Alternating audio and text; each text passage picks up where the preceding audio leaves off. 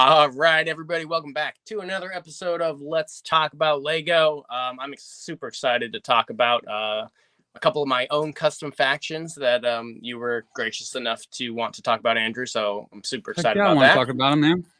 Yeah, so Those things are awesome. I appreciate it. But before we jump into the topic of the Rivermen and the Dungeoneers and some of these custom things I've been doing over the last couple of years, you had mentioned you had a couple cool finds from the Lego store.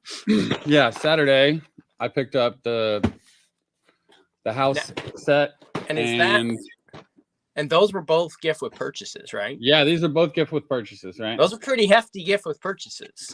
Yeah, well, I spent $340 on the pick-a-brick wall, so. Well, and that's the thing. Like, I think that's a conversation. I don't know if I had it with you or not, but the fact that the gift with purchases seem to be quite a bit bigger these days, but the price to get them has gone up a little bit too. So I think it's both scaled up a little bit on both levels. Well, I tell you what, if a holiday one comes out, I don't care what it is, I'm going to get it because the holidays are special edition. They're once and done. Right. And if you miss it, you're going to pay twice for that set. Oh, easily. Probably more. Yeah. More than the purchase you had to make originally to get it for free. Yes. You know what I mean? I get what you're saying. Yeah, exactly. Was that Crusader jumped on, said, yo, nice shirts. Yo, Rivermen represent. And you got the all the old factions there, man. I love that. This is the classic castle shirt. That's a good one. I see Lego Composer jumped in as well. Welcome, my friend. Good so Crusader, he's doing this. Yeah. Spelling it out. Very fired up about this. Oh boy, we got the those are the when people send me texts like that, just block. No, I'm just kidding. Yeah. Mirko says, hello guys, great to see you again. By far my favorite faces. Well, thanks. Except for your wife, of course. Yeah. Appreciate it. Right. Yeah, appreciate that. Good disclaimer. You got to throw those in sometimes. Right. Well, cool, man. Dad says hello. Hello. Also, big leaks. I think the official release of these CMF series is supposed to drop like Thursday or Friday, but of course we got early release photos of some of those. What are your thoughts on that new wave we're getting? I have 2 Walmarts that I'm going to clear their stock day of. Perfect. Yeah. Now, can you buy them by the case from Walmart where they let you do that? You sure can. Nice. That's cool. Well, you may not at every Walmart, but in the little tiny towns around me, you can. Yeah. Okay. That's awesome. Judah Brisca says, have you seen the new Black Falcon torso and legs? That's exactly what we're going to be talking about for just a second before we jump into the topic. Yeah, the Falconer. Pretty cool. That's pretty dope. Yeah. Yeah. Different print. I mean, it's very similar, I would say, but it's got a different print. And then the little pouch on the legs is nice. I don't know if you've seen the print of her glove arm with the glove up halfway. I did. I saw it. I've got an image on my phone here. Yeah. Okay, cool. Yeah. And the Falcon's a beautiful little mold. Yeah. That's going to be a hot commodity there. Getting when that releases for sure. I was going to say, I could see you getting 5 or 10 of these, put them in your castles and things like that, have them on the little bird stands and stuff like that. Well, I mean, you use falcons to send messages. Yeah, and to hunt, right? They use them to hunt as well. Yeah, so. And then you got that troll, the troll in there. Oh, yeah. It's a direct callback to Castle Fantasy era trolls. Yeah. Yeah. And then you got the brown spaceman, brown classic space guy with the baby Benny. Yeah. Which is super cool. It's a great little lore connection.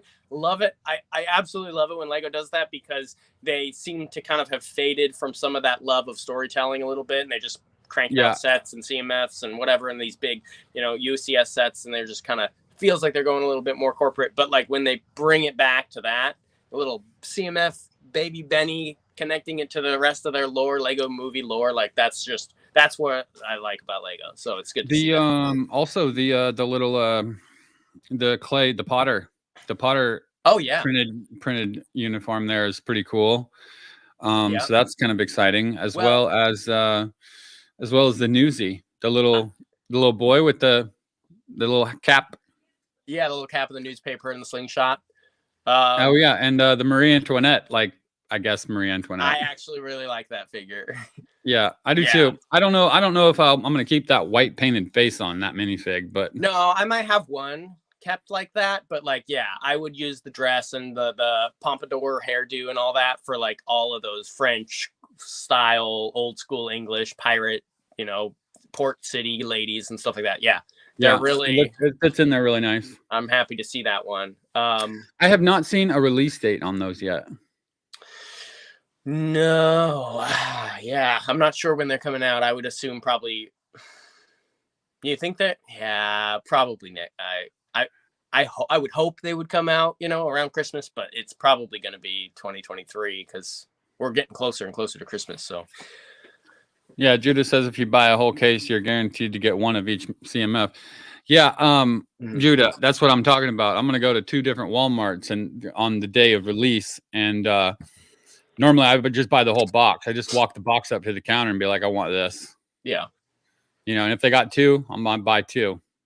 Yeah, that way you guarantee more than likely multiples of every single one, but at the very least, one of each. At least that's Crusader saying he's going to get the 1700s lady and the falconer. Yeah, I saw some people surprised that people were all about the orc, but I'm like, no, man, the orc is where it's at. Like, and the callback to the 2007, 2009 style fantasy era stuff, like, that's perfect. Yeah. Jordan Perry's says, in the house. He always what's forgets. up, man? I know, he does. He always forgets. He always messages me afterwards, be like, bro, I missed it again.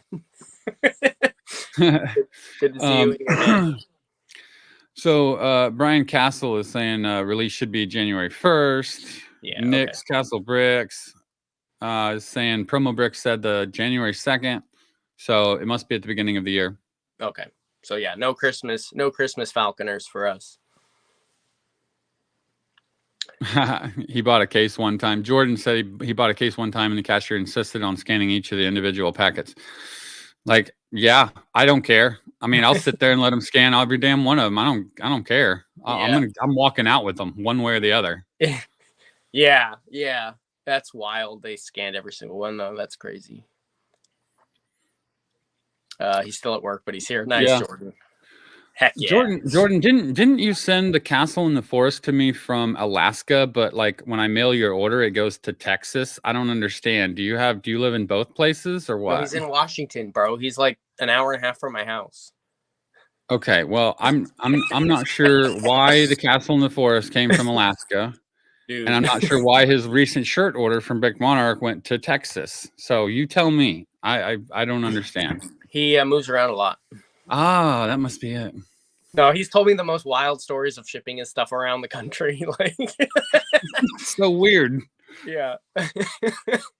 Yeah, I don't know. I can't explain it, but he hooks me up with good parts sometimes. So I'm okay with it.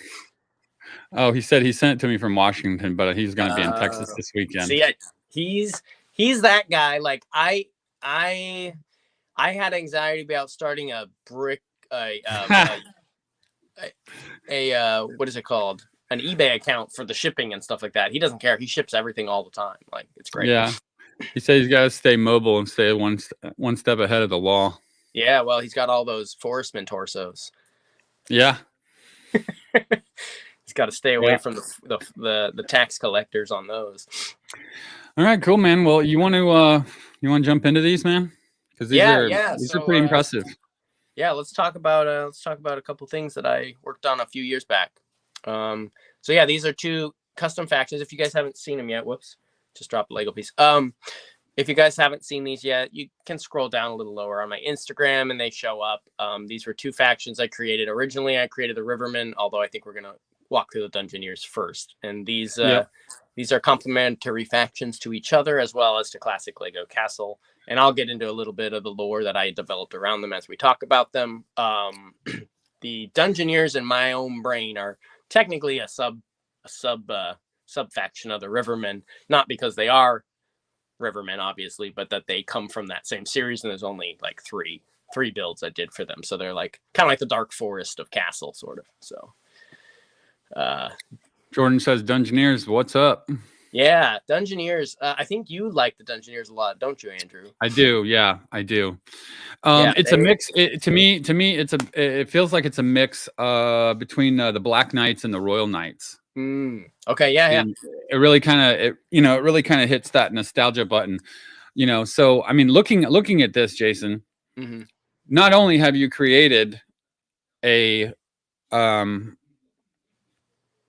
faction of your own, but you've created two factions that are opposing each other. Yes. And you've created some kind of backstory with it as well. Absolutely. Yeah. And I can get into that if you want real quick before we jump into the builds themselves, if you think that might flow better. Yeah. Tell us about it a little bit, man. I mean, I'm sure people want to know what your thoughts are. I mean, just the simple fact that you go through the whole process, is it's impressive. Yeah, so I mean the Rivermen. So about a year and a half, maybe even 2 years ago. It's been a while now. I was actually talking to my wife about wanting to bring something new to Lego Castle, especially that old school, feel of that vintage castle stuff that I love so much.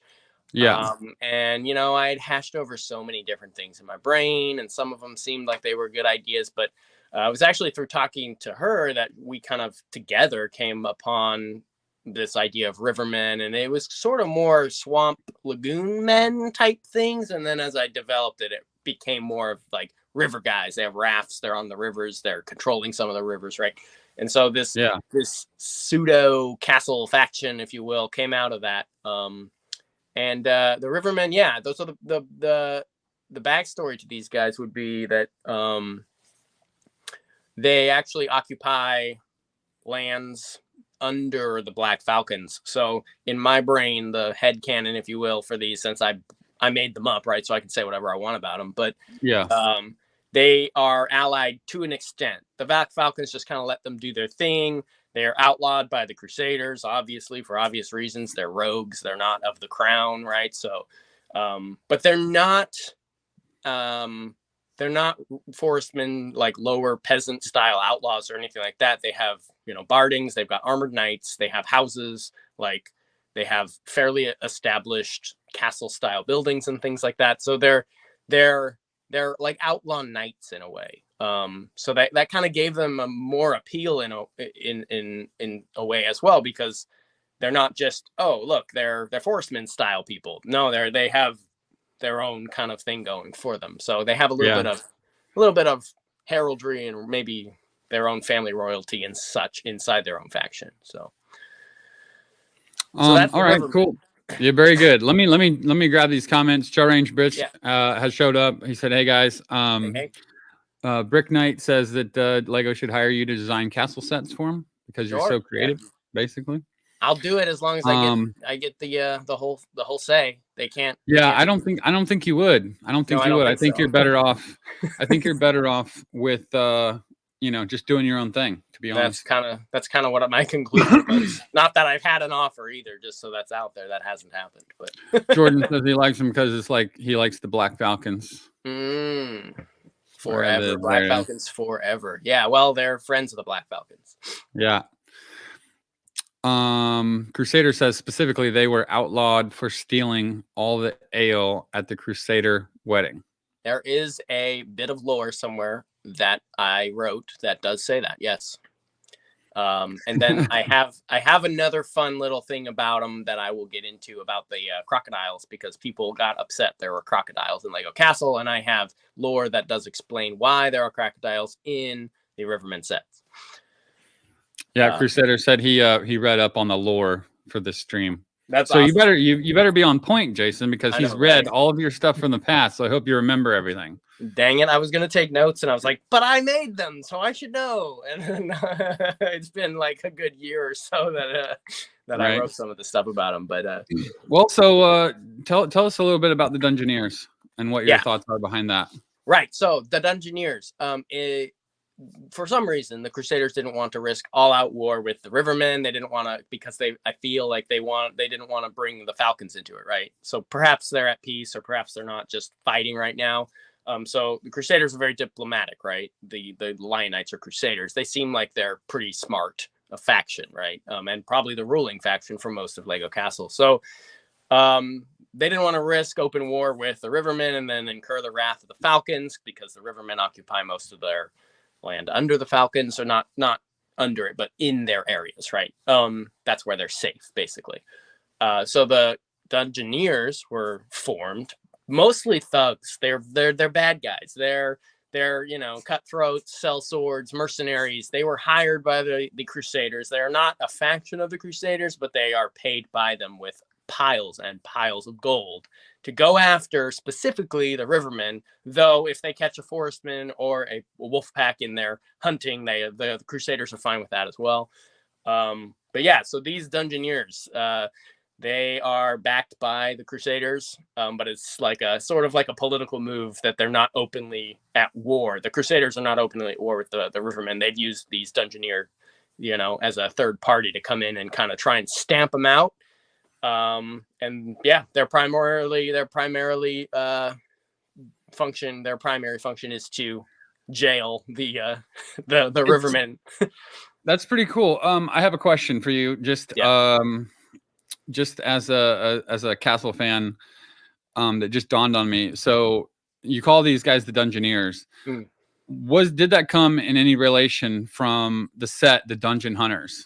Yes. Which was a Crusader. Yes. Set way back in the 90s.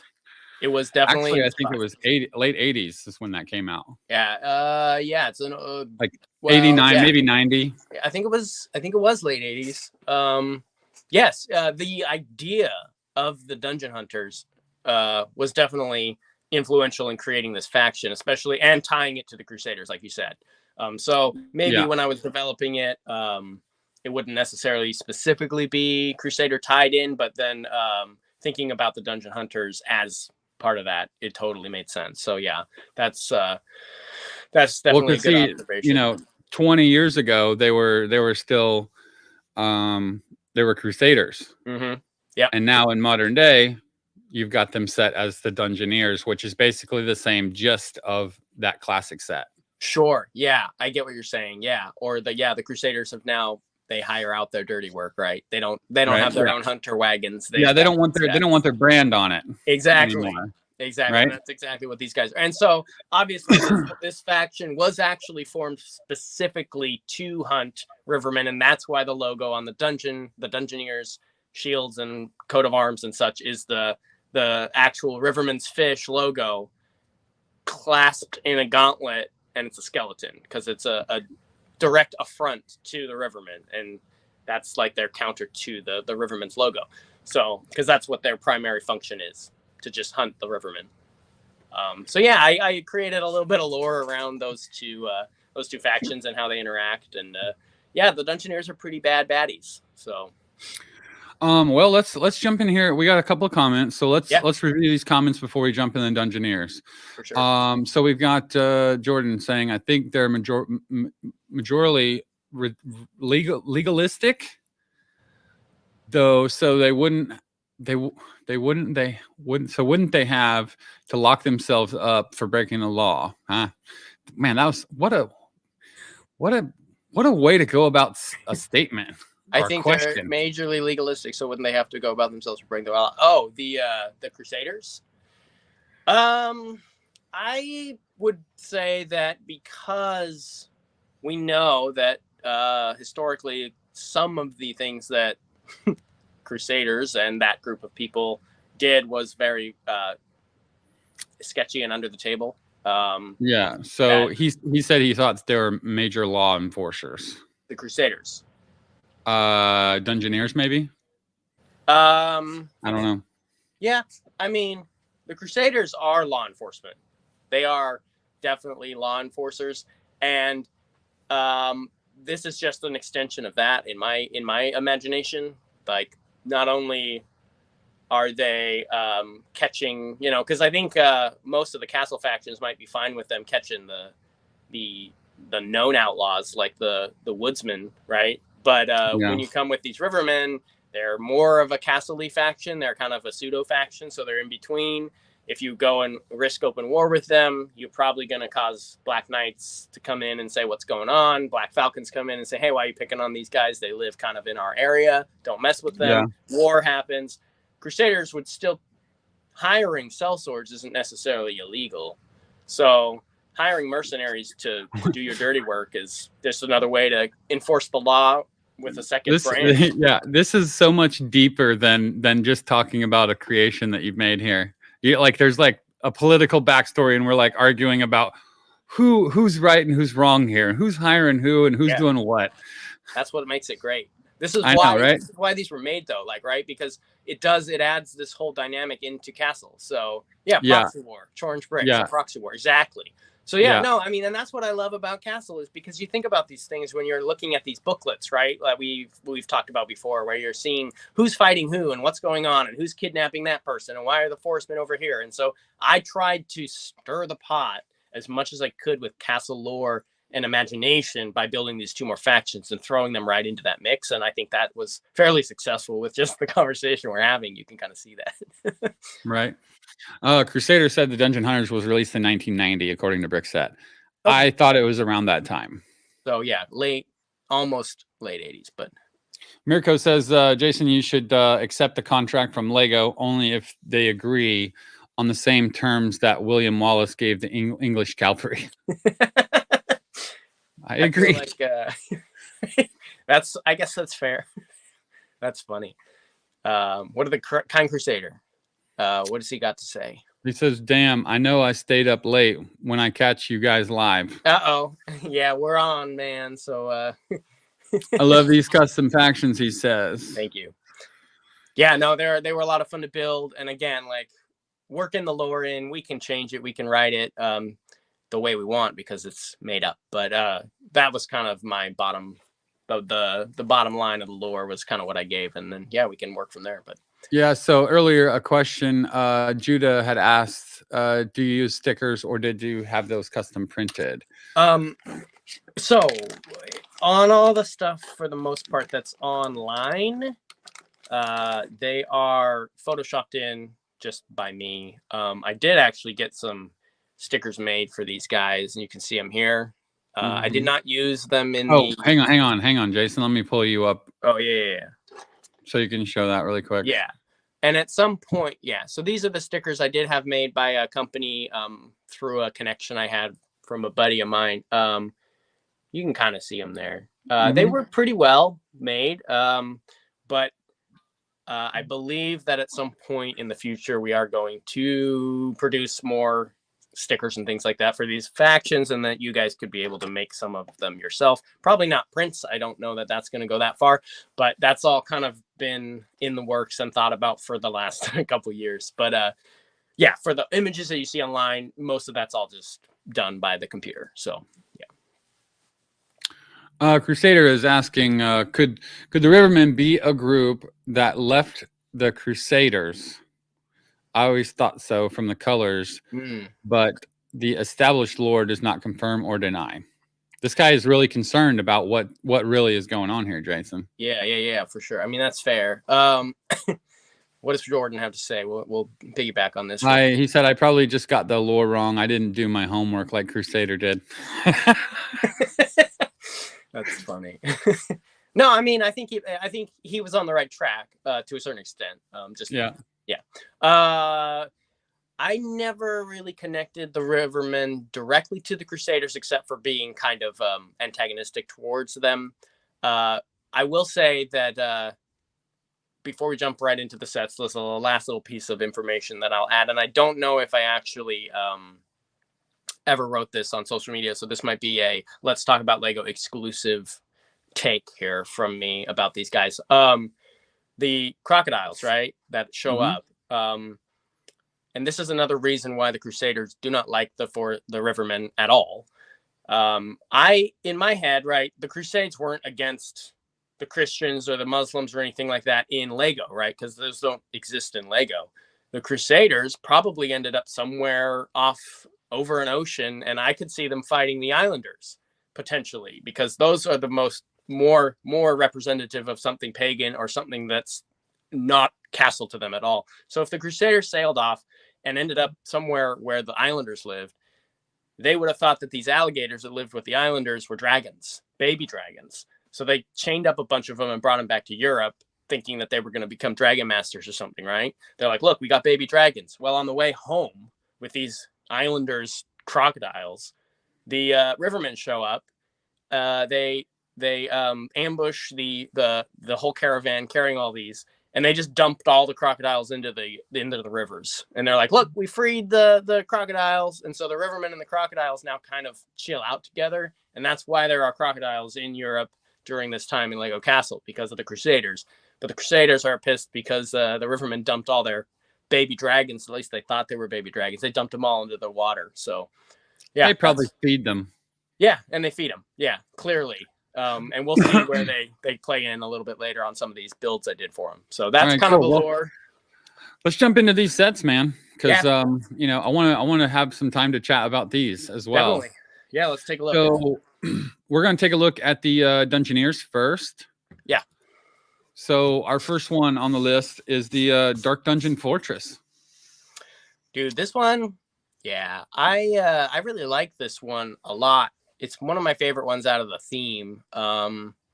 Yeah, it's got some vibes from, like you said, I think you mentioned that they kind of remind you a little bit of the Royal Knights and a little bit of the Black Knights. And that's very evident here with the roofs and the way the walls are laid out a little bit. Yeah, it feels like the Royal Knights threw up on a Dungeon Master's castle. You know what I'm saying? Like it's like a real healthy mix between the two. Yeah. And it really does give me that. And obviously the blue roof is what ties me to the Royal Knights. Sure. But the building style and colors that you've chosen remind me of the Black Knights. Yeah. Yeah, definitely. Well, and I wanted them to fit in, but still have their, you know, their colors and such. And so once you throw their flags and things on it, it works really well for them. I did give them the black dragons here that carry around their little prison cages. And I wish that they had the blue, the old color, the original blue wings, but they don't. But I did put the dark blue wings on the black dragons, and I thought those looked pretty cool for a Dungeoneers dragon. And I did intend to actually. I like it. Yeah, and I did intend to actually use the dragons more in upcoming sets for the Dungeoneers. I just never created those, so who knows? Maybe that'll happen. But for now, they have the 3 core sets. So, and this is the main one, the Dark Dungeon Castle. Yeah. So, for the viewers and the people watching their video here, on the left side, we have the front of the castle, how it would be presented, like say on the front of the box, and then we've got a backup image that is maybe the back view, so you can see kind of the workings of the inside. And I mean, I'm telling you what, these builds, Jason, are actually very, very good. Oh, thank you. I appreciate that. And I do try to put everything into them, and maybe even a little more than what a original castle from that time would look like. So yeah, I try to add in working portcullises and turning pieces and trapdoors, and there's a prison pit underneath, just like those old castles would have, and there's an escape hatch. And yeah, so I do my best to, you know, add in what I think would go with these guys, and what would look right for them. So yeah. We got a comment here that we need to address. Freeing the Crocs is the penguin level of villainy from Crusader, which is pretty true. Tom McGrath says hi from New Brunswick, Canada. Big fan of Jason. And he is also wondering, when are you going to get decals for this? He's been holding off on getting the instructions for some of the sets because he wants the decals as well. And I can go ahead and answer that. Yeah, Tom. I'm actually working with Jason directly to create the sticker packs for each one of these sets. And I would have to say, I mean, I've been saying that we were going to release them next month, next year, but legitimately, I promise 2023, we're going to push hard on the part decals. Yeah. Part of the fact that we're still looking at decals is because I can't get any of the pad printers in the Lego community to work with me directly as of yet. Yeah. Well, and you know, I think even if we did get a printer to work with us for some of these things and some of the things I know that you want to create, I would still opt for a sticker option because they are going to be much cheaper to get. Much cheaper. So, Yeah, like they will be much cheaper. by miles. You could get a whole sticker. Oh yeah. Yeah. So we'll, even regardless of how things shake out, I think having those stickers available is going to be something that we will do regardless. Definitely. I definitely appreciate you as well. Thank you for appreciating what I do and the work that I'm doing here. So, yeah, that was Tom McGrath from Canada. Thank you, Tom. I appreciate it. Yeah, well, and actually, technically, none of the PDFs for any of these are up. I don't have instructions for any of the Rivermen or the Dungeoneers, and that's partially why I don't. Is the same reason you haven't even looked to buy them. It's because we don't have those sticker sheets yet for any of this stuff, and I wanted the people that purchase these things and actually put the time into gathering the bricks and building them to have the full experience and have those just to show people that we are working on them here. This is a classic Lions Crusader sticker pack for flags only that matches the original Lion Crusader barding. Right. So you've been able to do some tests and you found some I am running tests. I have run mini tests. These actually look phenomenal. You want to pull it up? This is on vinyl, so you can see how clear everything is there on that. Yeah. So you are well on the way to being able to produce these things. Yeah, very much so. It's just another project in the works, and we've got to cap off a few of our secret projects before we can get fully into that. So yeah, definitely. Don't want to go too far on that. Right. But yes, we are working on it, and Jason's stuff will have decals very, very soon. I promise. And I'm excited, man. All right, jumping into the next one, the prison pit for the Dungeoneers. Yeah. This one's holy weird. Crap, like this thing. Yeah. It's really okay, so it's different. It has a big old boom crane on it with a gibbet hanging off of it. The back, it's built up into a rock. I wanted to give these guys a feel like they're up in the mountains, sort of like country, like the mountain country area. Yeah. I wanted to go for a different feel than what you usually see with, oh, here's another castle. Here's another whatever. This actually has a little bit of a Dragon Master vibe to it, to be honest. You stole that right out of my mouth. Okay. That just occurred to me when I'm looking at it. You're so long-winded, Jason. I don't ever get to say anything cool, man. Okay. Yeah. So go for it. Okay. So what I was gonna say was, the other two Dungeoneer sets that you have created have this Black Knights, Royal Knights vibe, right? But this does very much have a Dragon Master vibe. Aside from the blue roofs, if you threw red roofs on this, the green dragon and Magisto, it would work. That'd be cool, actually. That'd be a fun little thing. Yeah, well, and like and along the back here, the big roof along the back is kind of a different thing. I tried a couple things out for this build that aren't really traditional. And I think they worked out. That roof, I don't show it here, but the big roof on the back opens up and there's like a little office with like a card table or something in there. Like they're like playing like cards or gambling or something, the little officers. And yeah, I've got a skeleton hanging up there. But yeah, this was like their main, like, this is the place that they bring you. Like they might catch you and hold you in the castle, but that's where they live. The castle's their hangout. Like that's their place. And they have a prison cage and a prison pit there, but like this is where you go. If you're a Riverman and you get caught, you got to try and figure out how to escape from the prison pit. So This is what that is here. And I did want to note, and you see the cage hanging from the chain, and you see the cage on the wagon. Mm-hmm. And I don't know if you noticed on the previous slide, there's a cage that actually places in the back of the castle. All of those cages, and here I actually do have one built in real life here, if you want to take a look at that. Yeah, here, let's do that. They are created to interchange. So you know how like the old space sets had their pods that would, clip onto the stations and the bases. Mm-hmm. This is the same way. So I actually have it offset inside, and it sticks on a 2x2 tile, and they'll clip onto the back of that wagon. You can hook them up with the little the loop on the top to any of the hanging areas or any of the places in these sets. So they are completely interchangeable. And I was gonna bring that into future sets if I used them as well and built more of those. So anyway, that's a fun little fact about these guys. They have that feature like old Lego sets used to. Yeah, it's a nice touch. I mean, overall, again, this has a real Dragon Master vibe. Well, it's quite obviously, it's tied in, and you've given the Dungeoneers not necessarily a consistency in set style, but you've given consistency in branding to them, coloring and whatnot. So, this mercenary sellsword group, right, could have various locations that were quite different. Oh, I see what you're saying. Yeah, that actually does play quite nicely into the lore. Not something I'd necessarily even planned, which seems to happen a lot. But having this, like you said, this could be a more rocky, mountainous location. Maybe they took that other castle, added onto it a little bit. It could have been someone else's. Who knows? Yeah. So having some of that architecture and style built into these different builds kind of gives them more of a mercenary feel. Definitely. I like that.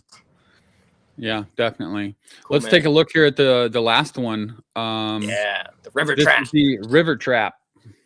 Well, yeah, and this one made sense to me because like the Rivermen are mostly on the river, right? So this is later. This was the last one I did for them, and it made a lot of sense for them putting this together. Like, oh, maybe one of their last resorts. The numbers were dropping off as to how many they were prisoning and catching and such like that. So they decided to throw this portcullis that would drop down and catch the Rivermen in their little canoes right across this river. So yeah, that's what the idea was behind this. And this actually can be an expansion to the prison pit. You can move the things around and clip it together and make this big Dungeoneers area with both of those sets combined. So there is that functionality there too, and it does create quite a nice little vibe. So yeah, I mean, and this is a cool set.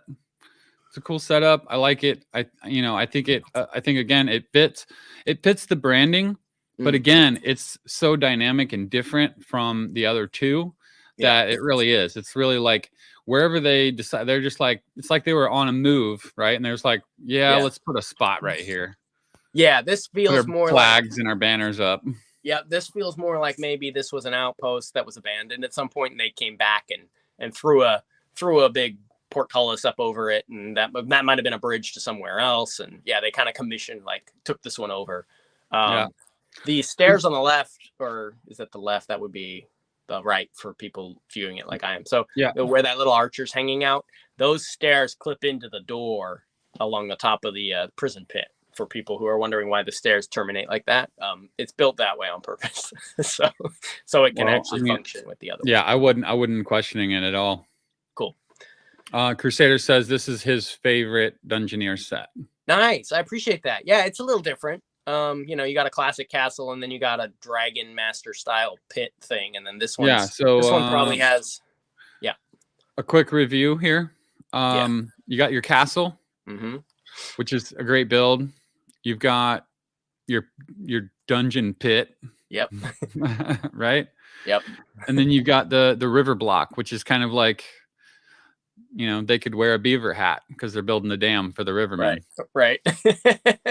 Yeah, this one might have the most unique feel to it, I think. Maybe. Yeah, it is. It's very different, Jason. It's very different. Awesome. Yeah. And you can see those alligators there scaring off the Dungeoneers. Yeah. Yeah, he says the left view of the set is very nice. It is very nice. I would agree. The other one's the back, right? The right view is the back, along the back there. The left side is the front, and the right side is the back. Yes. So let's jump in here to the Rivermen, because we have a lot more Rivermen sets to look at. All right. So tell us about these two. Yeah, so the little one was just like, oh, what if they had like one of those, the little boxes with a wizard and stuff from Fantasy and Kingdoms? Yeah, that's kind of what that concept was. Maybe just throw something together and have. And you called that the fish stand. Yeah, it's the fish stand. It has I think in the post I said, why is there a man at arms at the fish stand? And there's no one. He's selling fish. I don't know. It felt like it worked for the Rivermen. If it's a castle, and whether you're selling something or anything, you've always got a guy in there with a shield and a spear. Yeah. So, and it's got their little flag hooked up onto it. Not super complicated, but it works to just kind of fill out the theme a little more. Give that feel as if they were an actual like theme, and Lego had done, a little mini set for them, polybag style, right? And then the one on the right is actually the very first Riverman idea concept set I ever made for this faction. And that's why you don't see any of the actual fish logos on any of the shields in it, or any of the torsos or anything like that. I didn't actually have it made at the time that this was designed. That came about from many actually conversations, some on Facebook and some on Instagram, of people loving this and saying, hey, what if you added a faction logo to these? And I had never done that before. So this was their prototype set basically, but I think it's really cool, and I like keeping it in the line of setup. Well, to go along with your story, these are this one was one of your first. Well, maybe they weren't fully established yet. Sure. Yeah.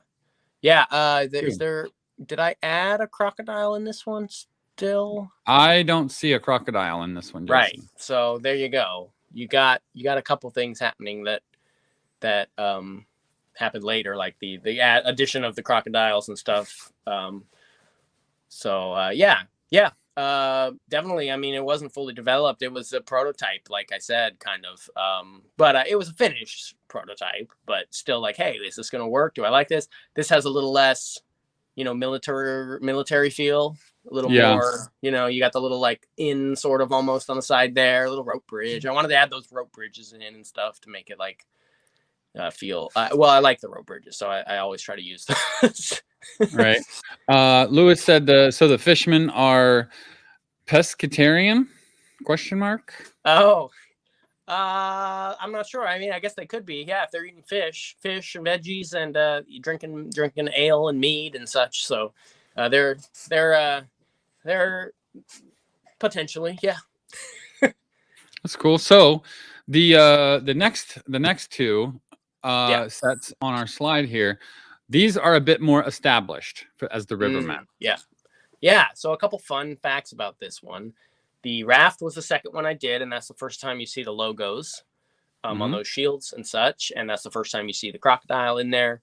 And then, if I remember correctly, the one on the right is the last one I built for them. So we have so this actually works really well, and you can see the little ale wagon from the very first set. That's the same wagon, actually. I just wanted to add that as a nice little foreground piece, and so I didn't redesign it. What's funny about this, what did we call this? The lagoon, the Forestman's Lagoon, or the Rivermen's? Lagoon, yeah. Rivermen's Lagoon Landing, I think is what I called it. A lot of compliments on the weather vane, to be honest, in the comment section. Yeah, it is nice. Yeah. Which is funny. But yeah, there's actually, I think may have even changed the color of the crocodile. He's coming out from underneath that. He's living underneath the floor there. It looks like it's just a dark green, which we have now. Green. I thought I threw in a gray one because I don't use the dark green ones. But maybe it is a gray one. I can't tell in this image. It's a small image. But I also used your white Tudor paneling sticker there. Yeah, I see that. I wanted to point that out there. That's something you developed. Technically it's just a recoloring in the system, but if you wanted to build that in real life, you'd want to use one of Brick Monarch's panels there. So that's kind of fun. Yeah, this is their final one. This is more like a dwelling. Plug, Jason. Yeah, for sure. Yeah, no. I mean, I think it works really well. It would be cool to see more of those Tudor panels in different colors. So I'm glad you made those stickers. But this is more of a dwelling, like an established area. People they come here to kick back a little bit, and this is just where they live. It's not a military building. They don't really have many military buildings, but.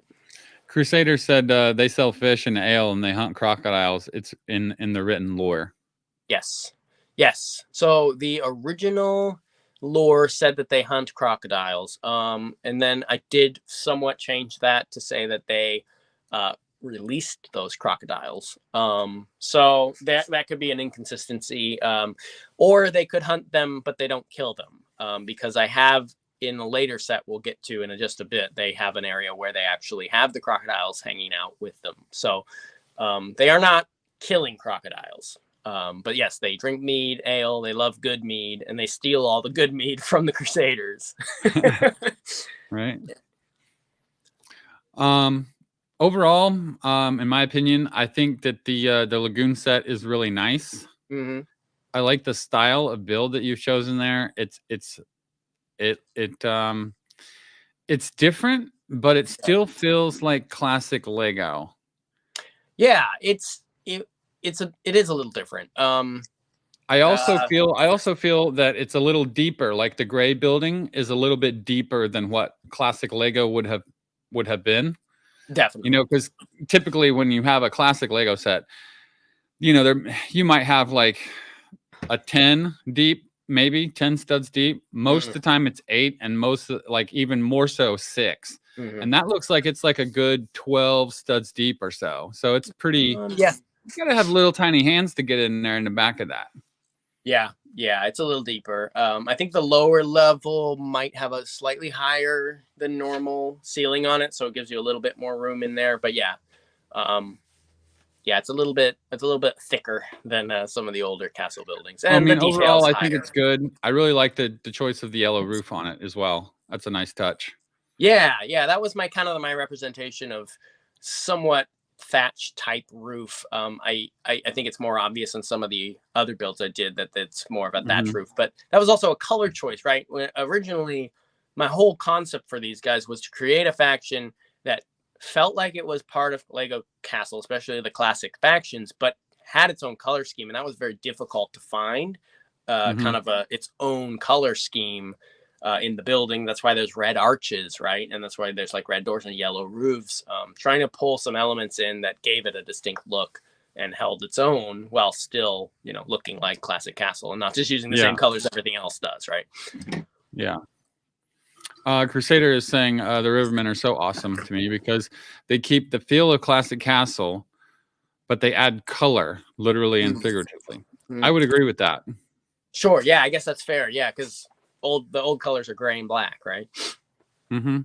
So trying to put some of that in there. Yeah. All right. So that's enough about that one. Real quick, the raft was definitely inspired by the Raft Raiders. Yeah. See that? It's a little bigger, but Wait, what was that pirate's name that was in there? Do you remember? Ironhook. Ironhook. Yeah, Ironhook's Raft Raiders, I believe, was the name of the set. Not Ironhook, just Raft Raiders. Yeah, just Raft Raiders. Yeah.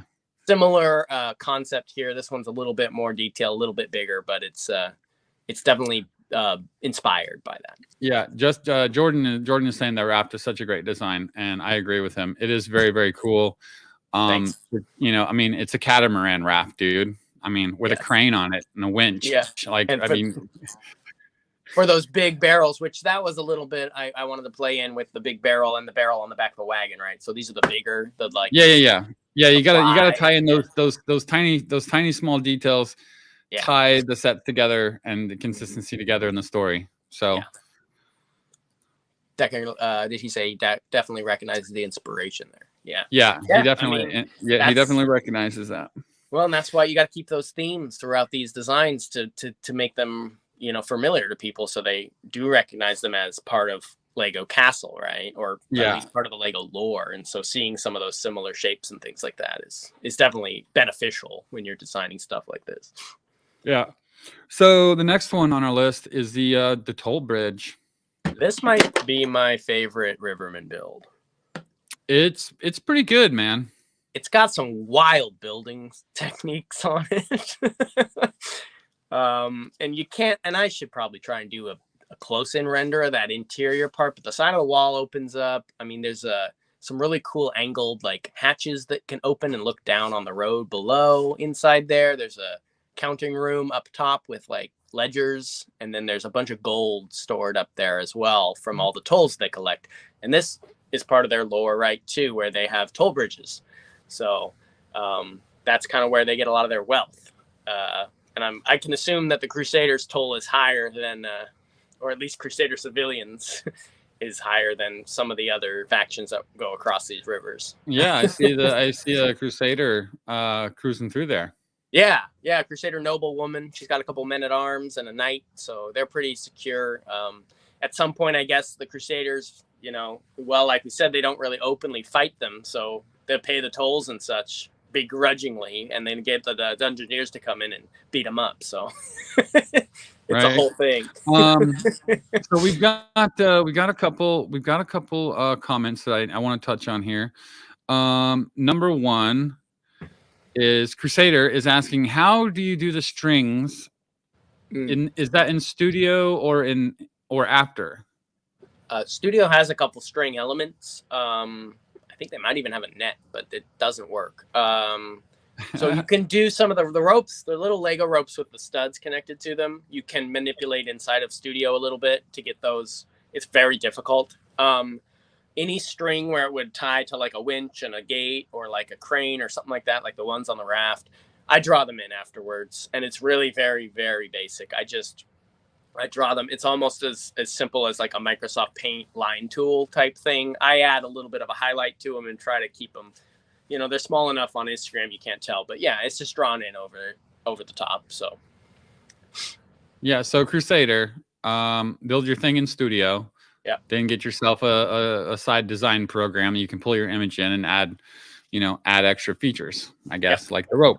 Yep, add a rope. You can add the decals in, such like that. It's pretty basic. Jordan says this is one of his favorites. It's one of my favorites too. I mean, it's got some weird elements. It's got the big boom bridge there with the counterweight on it. That's really fun.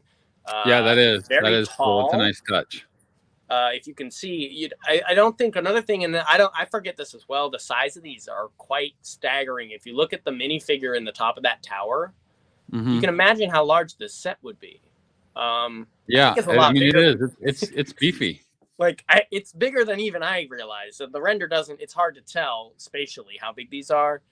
This is a substantial build. If you ever built this in real life, so. Crusader is saying this and Rogue's Tavern. So I just say my favorite is the Waylayers Wharf. Mm-hmm.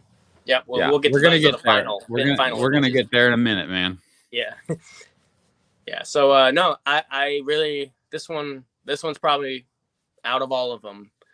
It's this, and then I think the Dungeoneers Castle one, the Dark Dungeon Fortress. I really like those two. I think are my top out of the ones that I've designed for this series. Crusader is saying his head canon is they control the border between the Falcons and the Crusaders. Yeah, I like that, and I see that as something that totally works with their storyline. Some of the rivers are probably borders. I have them saying they harass, the trade routes of the Crusaders and other kingdoms and stuff like that. So yeah, they're definitely the river folk. They're on the rivers. They control a lot of the rivers.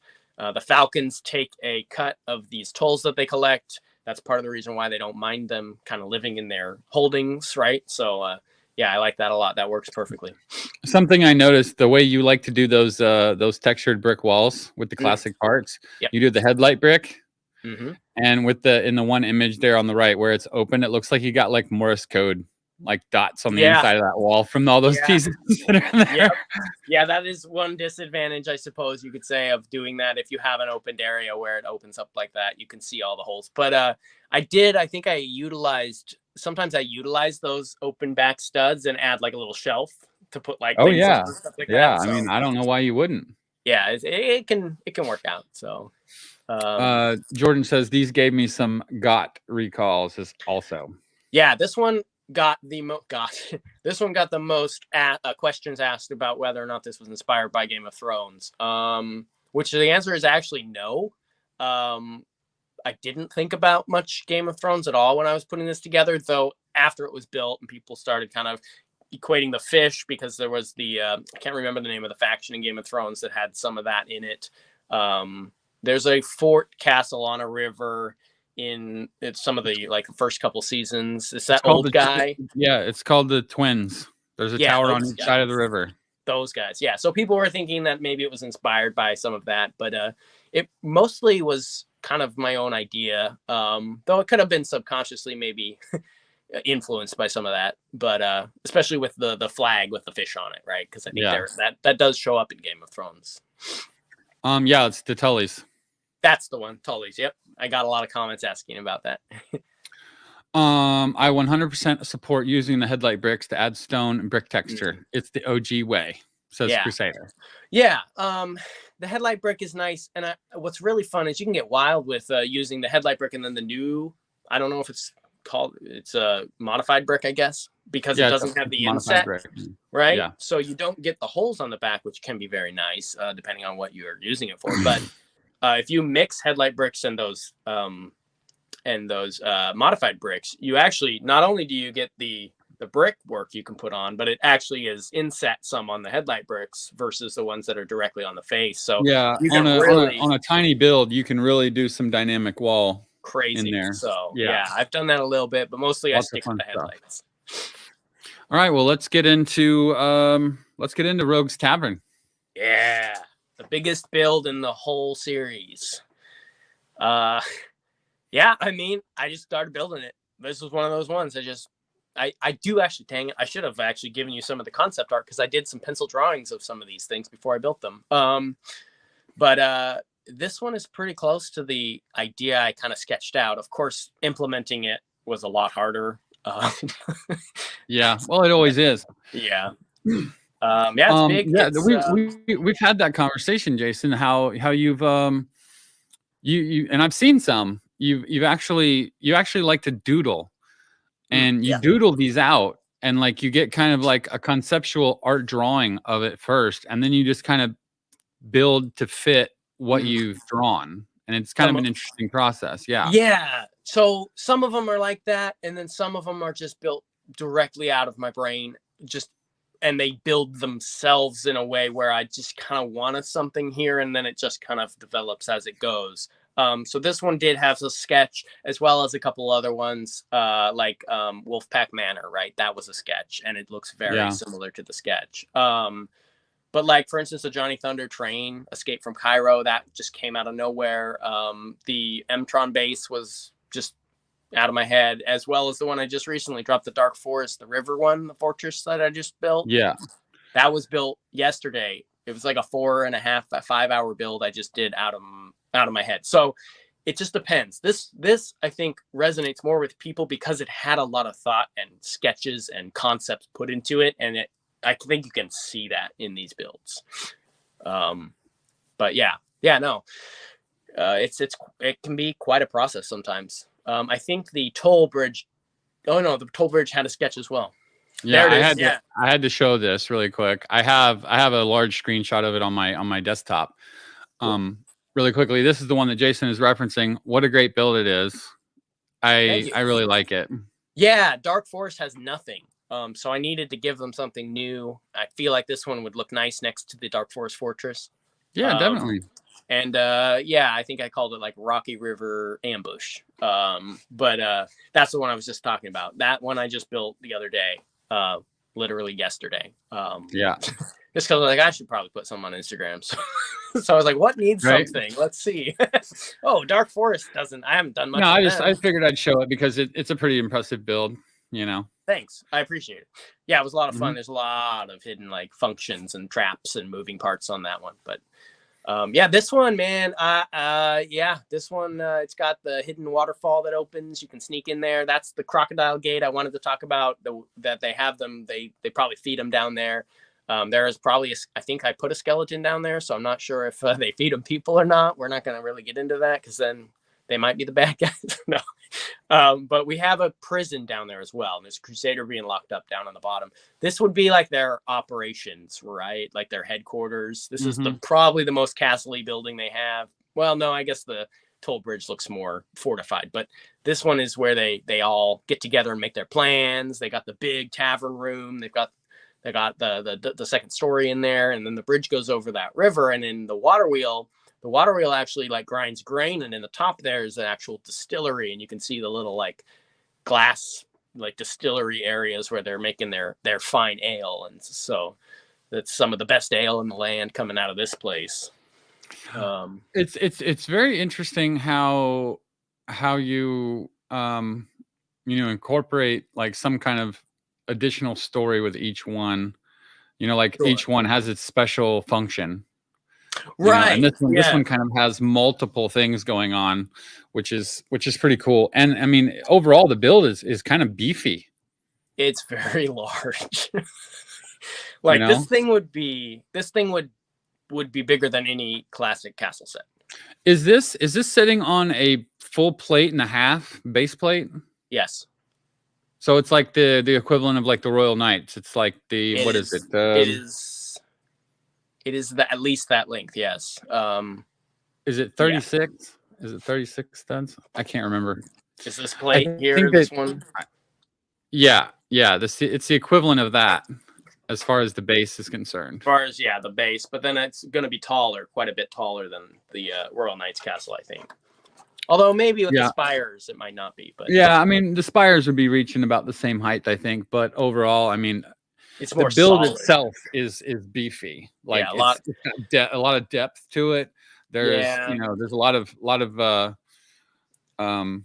there's a lot of wall changeovers, like in depth perception, which is always really, really nice. You do that a lot with a lot of your stuff. Yeah, some of it's on purpose, and some of it I get to the point where they need to connect, and I'm like, well, I guess I got to figure this out. So, right? Yeah, it's definitely got a lot of bricks. It had to have a lot of bricks because it's so big. It needed a lot to support such a large build. So, yeah, this one's definitely by far got a lot, the most. Crusader says the Dungeoneers are clearly the baddies with their gloomy looking castles and emblem brimming with malice. Yeah, they do brim with malice. What a creative writing you've just done there. Yeah, that's really nice. That's really nice, Crusader. We know what kind of person you are. We are the same. Okay. Yeah. No, I agree. Yeah, these guys are. And 32 by 48. Yes, that was what I couldn't think right offhand. But yeah, the base plate for this is 32 by 48. Yeah, so it's a decent size for sure. The waterfall, yeah. Well, and a lot of people compliment. Not a lot, I will say. Some people have complimented on this waterfall and what was the build we talked about that I did? The birch guys, the woodsman's water. And what's interesting is both times they're built out of blue bricks. There's no clear, transparent parts. There's no foam or what. Like it's just a blue brick build, and I think people like that. They resonate with that as being a classic castle water representation. Yeah, it feels a lot more classic castle. Right. Well, it's like in the classic pirates, they had the blue and the yellow sand, right? Blue water, yellow sand, and then like the Forestman's Crossing has that blue river running right through it. So I mirror that with my water for the most part, and I think people love that. I mean, I think it works. It works for the build overall. I like it. Yeah, it's fun. There's a little path to that waterfall, and it does hinge open, and that's the secret entrance to the underneath. So very nice. That was fun. Yeah, there's lots of dynamic things going on with this one. We are going to move into the Waylayers Wharf, which is the Rogue's Tavern and the Toll Bridge setting side by side, creating the Waylayers Wharf. Yeah, so at this point, you put these together, you've got a whole river town. Like this is basically, I mean, if the Hobbit had been done in classic style in the 90s, this would have been like Lake Town.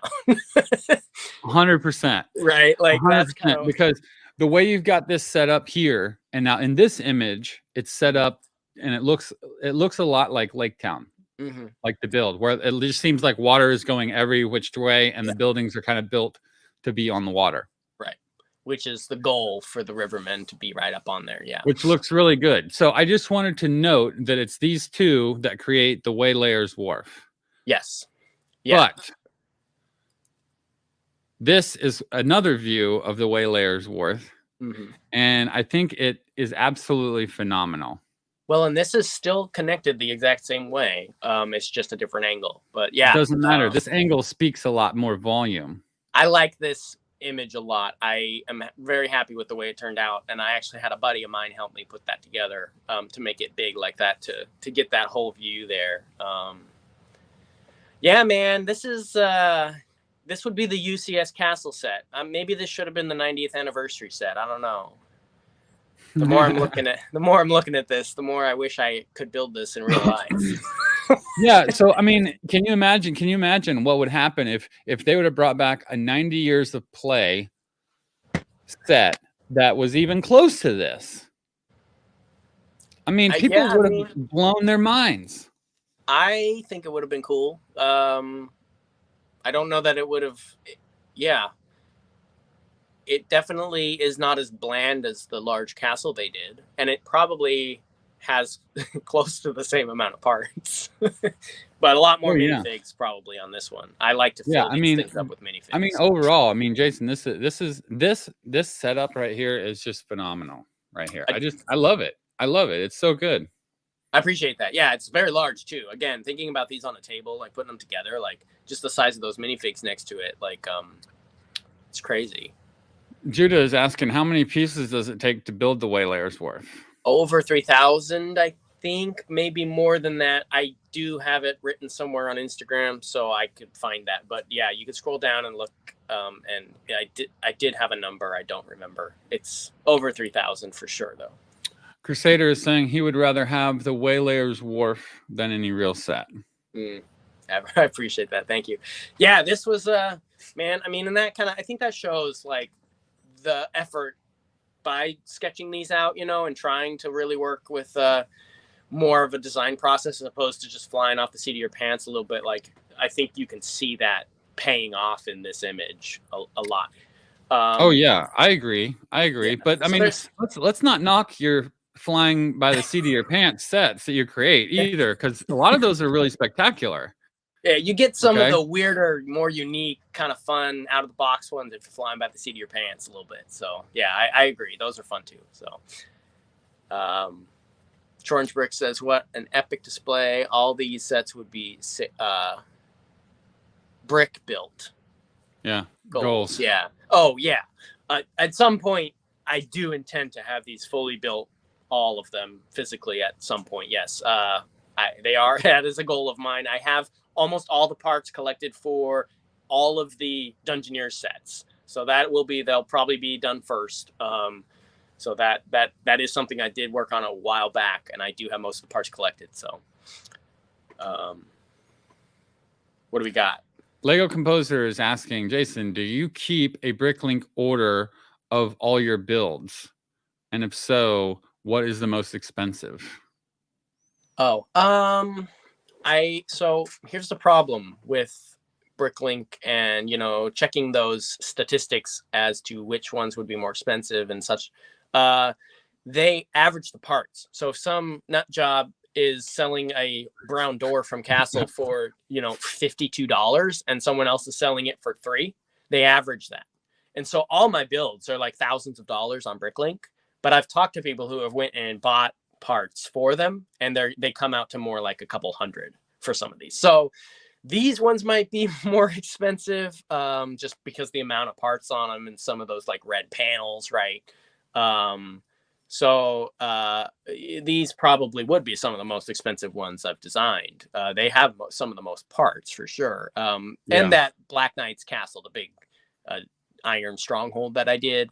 But even like people that I've talked to who have built it are like, yeah, they got a lot of the parts from lego.com because they're just basic bricks. And then they filled out a couple Bricklink orders and, $300 or $400. But then, I mean, I'm like, you can spend that on a new Lego set easily, or you can buy a PDF and source it and spend that on this. So it just depends. But I don't use the Bricklink average price generator for these because they're totally off. 100% garbage. Yeah, I would say so too. I mean, because again, it depends on your preference as to whether you want new parts or used parts, or the old gray, new gray. Yeah, I mean, a lot of those factor in. Yeah, and I think the average is generated based on new, used, and crazy prices versus cheap prices. It's all averaged in. And so, yeah, they all end up being like, oh, like $1,200 for this. I'm like, it literally is not that much, but no. Yeah. So Jordan says, let's not forget the meat spit on the corner. Great details there. So maybe they're not pescatarian because it looks like they might be eating some other types of meat. But a little barbecue going on. We got the little coals going on there, and they've got their big. I wanted to add the big barrel, right? That's they're setting up their big barrels that they have in a couple of the other sets, bring that consistency into the theme there. And they have that. They got like a little dinner going on the side. I do want to mention real quick about this Waylayers Wharf. And I mentioned to you this earlier, Andrew, that these were not intended to go together. They were designed completely separate of one another. And one day I opened both files up and slid them next to each other, and they turned into this. So it was a happy accident to even create a scene like this out of those two builds. It is. And I've got to be the thorn in your side on this and point out one thing that you didn't consider. I think I already see it. Oh, yeah? Yeah. Does the wind blow two different ways at your house? Because it doesn't at mine. Yeah, I noticed that right now. I think that's the first time I noticed it because I'm very consistent with doing all of that in every single thing. Oh, I'm like super anal about how the flags are pointed. And I think that's a result of pulling in both files as opposed to building it all together. Yeah. Maybe they have a crosswinds coming down from the hills that whistles right between those two tall buildings and pushes the flags in different directions. But perhaps that was definitely an accident. So I'll admit that one for sure. Judah says, did Lego make the classic panel piece in new gray? The classic panel piece as meaning which one? I think it just means the wall piece, which they did. You have some, right, Andrew? You built all your castles in that. Yeah, all my classic castles are built in light bluish gray. They don't have the brick pattern though, do they? No, okay. They do not have, because they stopped making the 5x6 panel and they moved it to a 4x, I think it's 4x5 with the one window in it. Yep. And they still make that. The corner with the stones, you can get it. The wall piece, no, they did not. Okay. Yeah, with the stones. But they do have plain in both in new gray, right? Yeah.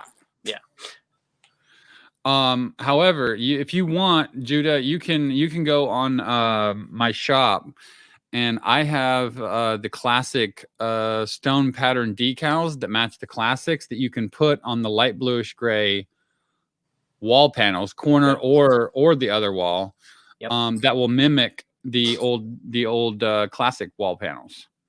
And then I've got, the Tudor walls in several colors as well. Yeah. So for instance, and I can attest that they work extremely well because I've used them. So for instance, if you didn't have those expensive red corner Tudor panels down on that gatehouse and you wanted to add those in, you could use black ones and use the Brick Monarch stickers on those to create the red Tudor panel, and it would look very, very similar, if not exactly the same. So you're just losing the red interior of that wall piece, which wouldn't really matter that much. So Jordan says, what's up with Jordan here? My flags always fly to the left. Never thought of that before, but I'm very consistent about it. Yeah, I just try. So mine fly usually the direction that I feel like looks best on the set. So maybe if there's some open space above a roof, you can see that green flag. I positioned over the roof, right? So that gives it that nice flow in that design. I probably would go back and change the one on the bridge so it's over the open area above that tower too. But yeah, I mean, I just try and normally if I would render up something like this, I would double check the flags and make sure they're all going the same direction. Yeah, as one unit. Unless it was like a flag on a knight, like on a spear or something like that, where clearly his direction would be changing that. But that would be different. Right. Crusader's asking, did y'all miss the Rivermen's mill? We did. Yes, what? There's one other set. There's the Rivermen's Mill. And it's just a small little, more of those red Tudor panels. It's got a little sign that says Old River Mill on it. And that does go with these sets as well. Shoot. Yeah. Yeah, you know what? I'll pull it up. That was my bad. It's okay. Yeah, it was that one was the second to last one I designed. The river mill, I think it works pretty well. It's a little different. There's chickens in it. But there's still a river going next to it. It's got a little water wheel. And that's just a mill. Part of their like town. I bet you it would actually look pretty nice if you put it up with this Waylayers Wharf, put it up behind the barbecue area or something like that. It would add a lot of character to a setup like this. But yeah, so they do have that one, and that's the last one of the whole series. I haven't done any more Rivermen, though I have some ideas. And I do have some ideas for Dungeoneers too. So we'll see what the future holds on these guys. But if you hang tight here for just a second, I'm gonna pull that up, the old cool. river mill. So yeah, we old can river just mill. talk about it real quick. Cool. Yeah. It'll only take me a second here. Well, so for a little bit of fun lore, these are the two major factions that I designed for Classic Castle. I have done a couple other ones. Some of them have just been spin-off, like one little kit here or there. But one that I did multiple sets in was called the Druids. And I did link the lore from the Rivermen and the Dungeoneers to the Druids. And the Dungeoneers, hired once again by the Crusaders, are back at it. And they have a new logo. And they are fighting the Druids in that series of Lego sets that I did for Castle. And they're using like fire siphons. It's a little bit more fantasy, but not too much. And they're trying to stomp out these. It's pretty wild. That is. Yeah. There's like, I do recall that. Yeah, they're Ents. I brought in some Ent type stuff like the living trees, the Druids. There's more magic. But you can go look at that. But I wanted to say, here we go. I wanted to say that I did bring that faction back for the Druids stuff that I did later on. Yeah, here's the old river mill. Yeah, I like this set. It's got the same, feel. Black roof. It's got the little side roof on there for the thatch. Built-in water wheel under the arch. It's working too. If you spin that, it'll turn the grindstones inside.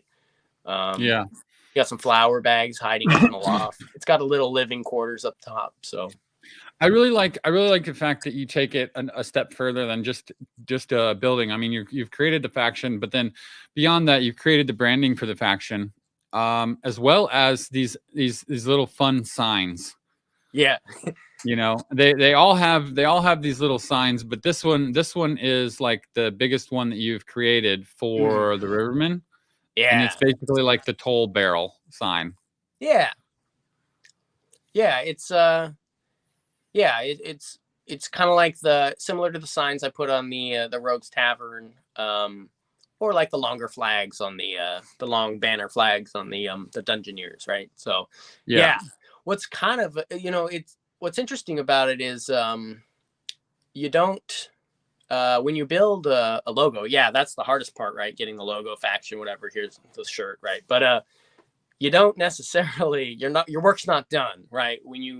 Depending on the size of flag or the different things you want to add in there. So it's always something new if you're adding a new signage or something like that. So it's a lot of fun to work all that in. Yeah. Lego should really make Rivermen because it gives them an excuse to have water wheels in every castle set. Right, because they already put water wheels in every castle set. So they might as well make them Rivermen, right?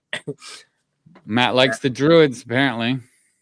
Yeah, the Druids I feel like were styled off of the later 90s. They're not so much classic castle. There's some elements, but it's mostly a more mystical fantasy element in more of a late 90s style build. Yeah. Lewis says all those peasant villagers needs with urgency the invention of deodorant. Yeah, lots of peasants. I got a lot of peasants. I got a lot of peasants in these for sure. So basically what he's saying is the Waylayers Wharf probably smells. Well, they got the fish, so everything just smells like fish. So that's the way it is. You're not going to smell the people because the place. Yeah, that's the way Lake Town is. Yeah, Lake Town is like fish all the time. Exactly, except for it's not as gross as they portrayed it in the movies. I'll say that. The depiction in the books is pretty charming in a way, but in the movies it's a pretty greasy place. Yeah, like fish oil on everything. Mm-hmm. Yeah, pretty gross. Jordan likes the Druids as well.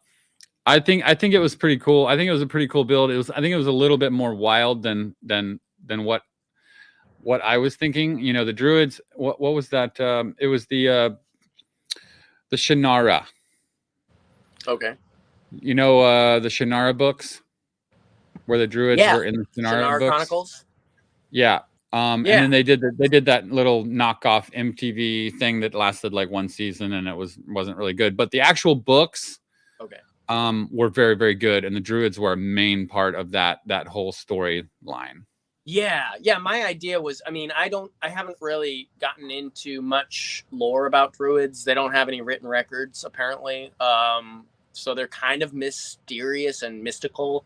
I know the Mists of Avalon TV show talks about them a lot and has those factions introduced in there, but I wanted to create kind of a creature faction, and you see that a little bit. They've got the glowing eyes, they're more creepy looking, they've got living trees. It's definitely a fantasy version of these things. Yeah. So, yeah. Crusader is saying the anti-druid Dungeoneers remind me of the Fright Night shell promo sets, and I would agree with that.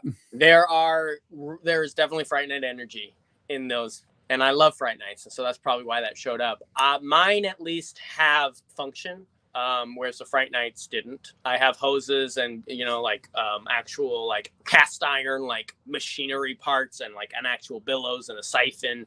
So they make sense in my brain that they would actually function better. Fright Nights, they just like slapped flamethrowers on top of like wheels, and they're just like, we're going in. So I tried to make mine. I was going to see if I could pull up what Jordan was mentioning, the snot technique on the bricks. Oh yeah, the standing stones, right? So, because Druids, some people say they built Stonehenge, right? So they got the standing stones. They've got those the runes carved into them. It's very mystical. It's very magical. It's very nature based, right? Druids were supposedly known for worshiping nature and trees and stuff, and so I added the Green Wizard in there. He's got his own scroll with little vines and a cup on it, like a nature spell. There's a queen, a nature queen. It's definitely very much a fantasy style of this, but yeah, the standing stones, I made these Stonehenge looking standing stones around everything, and they have these crypts and barrows and stuff like that. So we are, obviously I'm in control here of this, but we are looking at Jason's Instagram. So this is one of the Druids here. Mm-hmm. Yeah, and so there's the fire siphon down below that the Dungeoneers are implemented in. They're trying to burn the Druids out of the moorlands. They live in these marshy areas. This is totally off topic now from the Rivermen, but it does have the Dungeoneers, so it's kind of on topic still. Yeah, and this is their main area. This was the crypts, right? There's barrows. There's this was inspired by the things that I just talked about, as well as heavily inspired by the Barrow Wights from the Lord of the Rings books. With these buried kings, there's the Ents, right? So there's a lot of Lord of the Rings inspiration here, with Ents and buried ancient kings and spells and things. There's the Green Wizard. Yeah, so definitely more late 90s, like you were saying. It's got there we go. Then we got me doing little videos there. But I'm going through your images on your Instagram right now, trying to look at the Druids. Yeah, so here's the Moorland Fairy, and there's the snot technique he's talking about with the standing stones, right? Just like built up a little bit, kind of Stonehenge style. And this fairy slides back and forth on the little fairy track there. They were made to look like they lived in the marshy parts of like England, right? Somewhere deep in the marshes, and doing their little druidy things. And then people got prejudiced against them and hired, again, the Dungeoneers to come and stomp them with fire.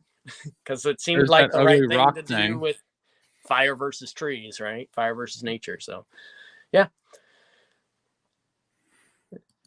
And that's a wild old base plate I wanted to try and use. That's that rock thing that I hate. Yeah, that has a hatch that you can drop down inside of it. There's the first one. That's the Moorland Keep. Yeah, these are very cool, man. So the front of that opens, and that's where the tombs. There's lots of ghosts and skeletons and stuff. It's definitely more creepy style Lego stuff. But yeah, that was another faction I did. Those are that. I think that the Rivermen, the Dungeoneers, and the Druids are my main three, like, fully developed factions that I've done for Lego Castle. Yeah, and it's a lot of fun. Druids was just, I was cranking those off the conveyor belt, man. I didn't have a sketch for one of them. They were just out of the head, just. And then you did what? You did like some additional artwork and brought it into the stones. Yeah. So like the shield with the little leaf on it, and then like some of the creepy there's little eyes, cracked stones and stuff like that. But it looked like it was like glyphs on the stone or something like that. Yeah, the little stone pillars, runes. Runes carved into the stones. Yep.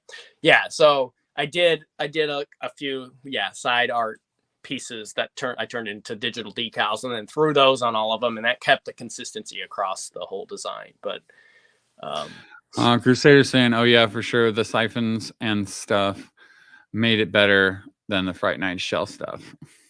Yeah.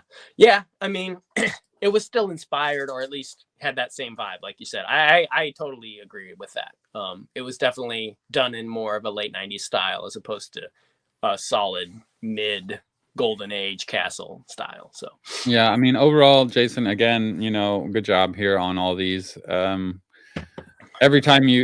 like every time you post some new build, I get tagged in it, and I hear what everybody's saying like all day.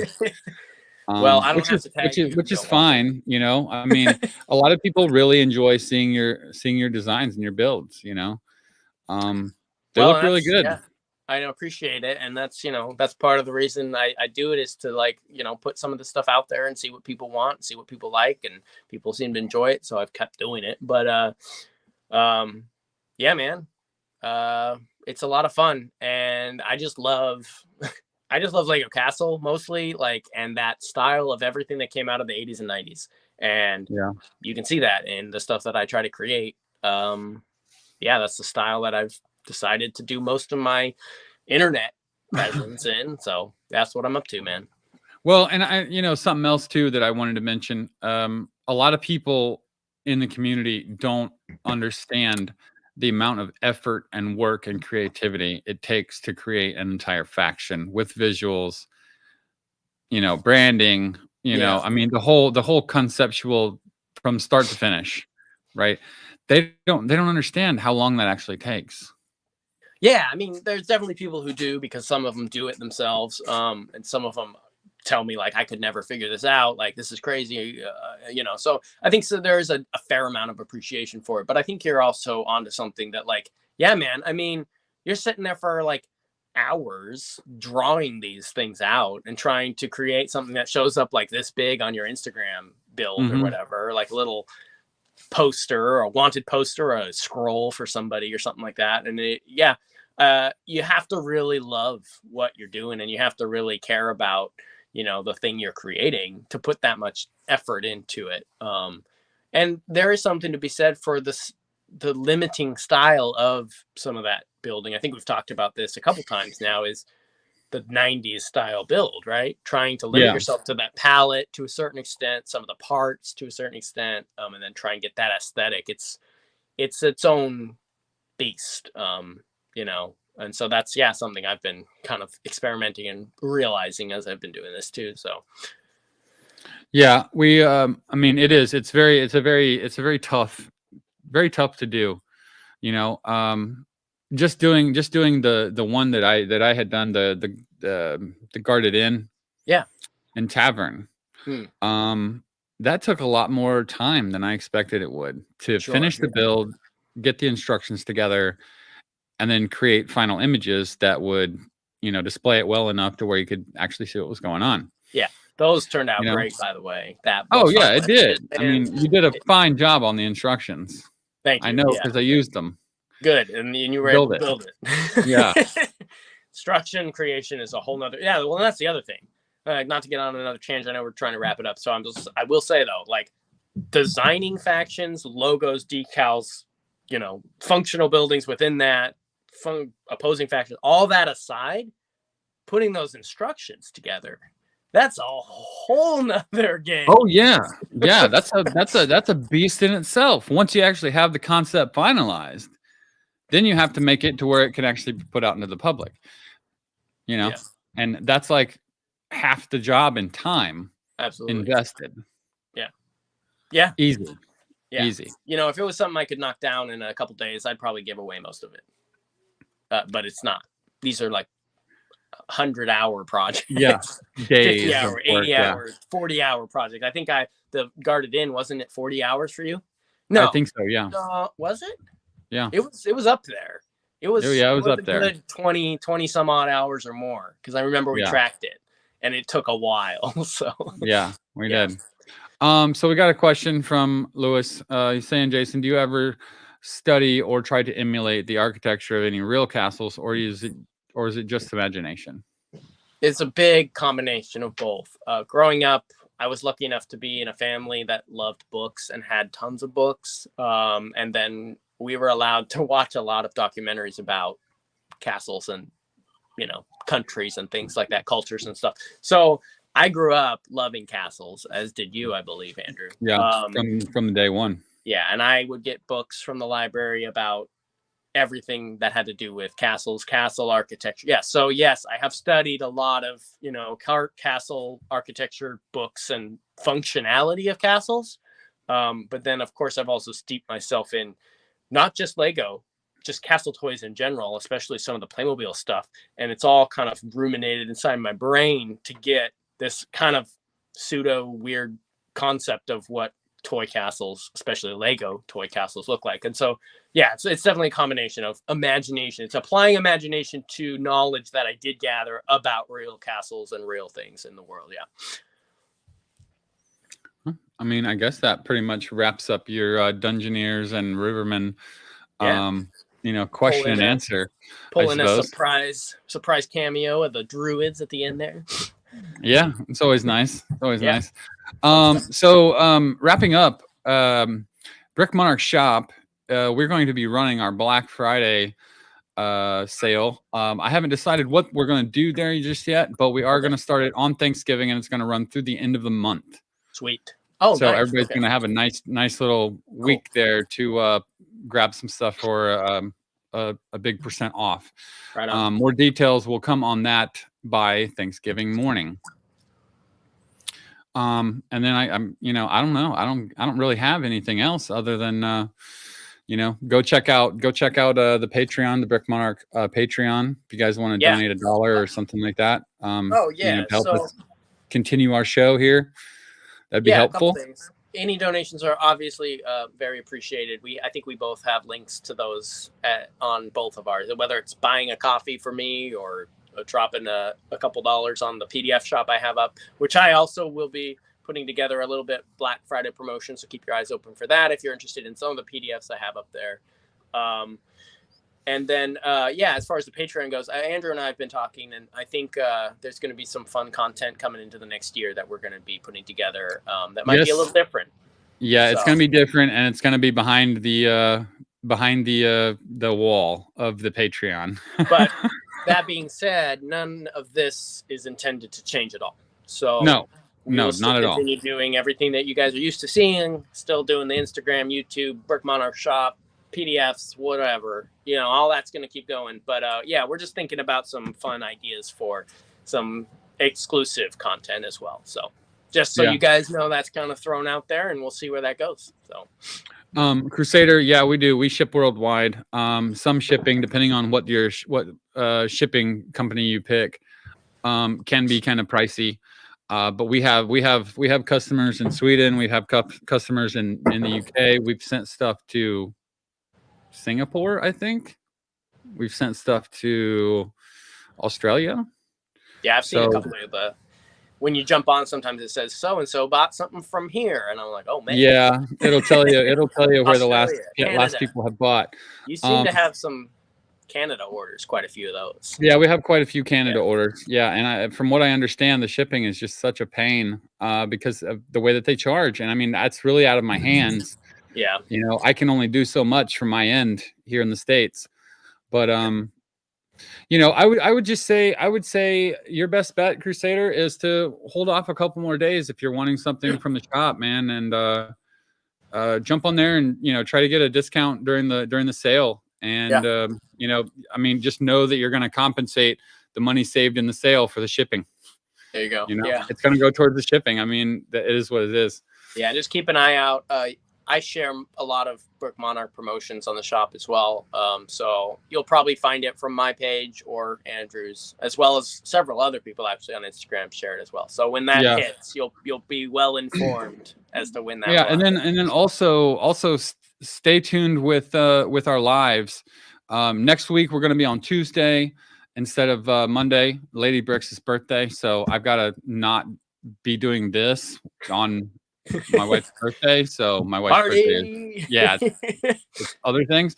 Awesome. But I do plan on giving away a few different items through the month of December. Essentially free gifts for Christmas from the Brick Monarch shop.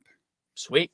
That sounds awesome. Some of those will be given away on the live, and some of those will be like a giveaway promotion that will be probably held on our Instagram account. Perfect. That sounds amazing. And then not next week, but potentially the week after, depending on scheduling, we will be getting some guests. We're looking into getting guests as well. So we're going to try and sprinkle those in to the regular content. So keep an eye out for that. Yeah. I guess that's it. All right, man. Well, that's been another episode of Let's Talk About Lego Brick Stop Build Edition. Right?